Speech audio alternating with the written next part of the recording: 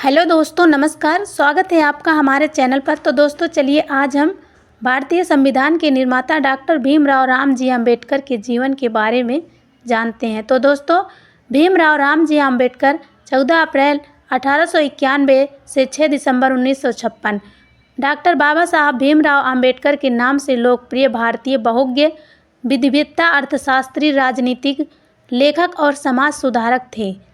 उन्होंने दलित बौद्ध आंदोलन को प्रेरित किया और अछूतों दलितों के प्रति होने वाले सामाजिक भेदभाव के विरुद्ध अभियान चलाया था। उन्होंने श्रमिकों, किसानों और महिलाओं के अधिकारों का समर्थन भी किया था।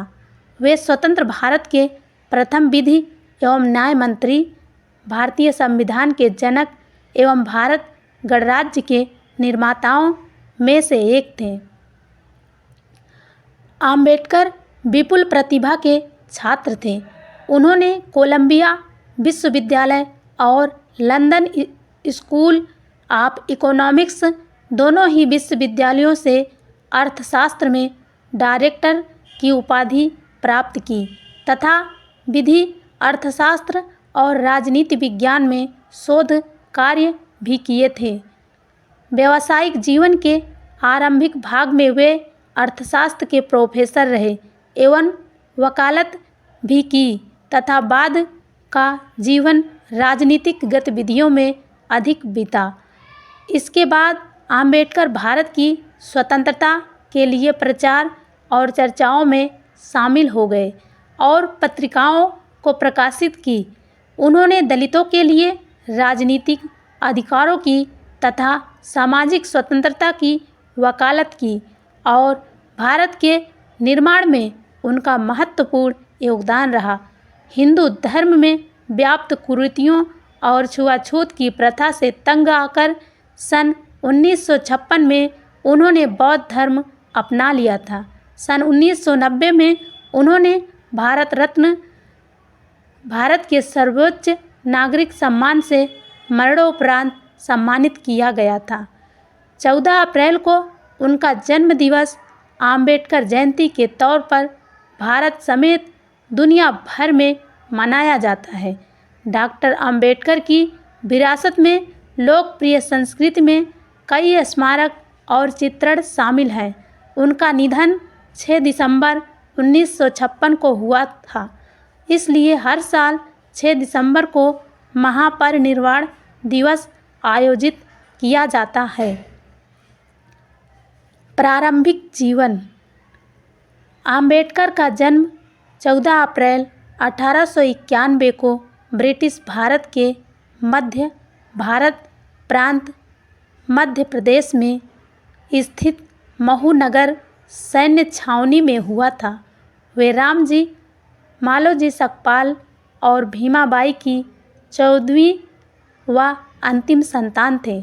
उनका परिवार कबीर पंथ को मानने वाला मराठी मूल का था और वे वर्तमान महाराष्ट्र के रत्नागिरी जिले में आंबेडवे गांव के निवासी थे।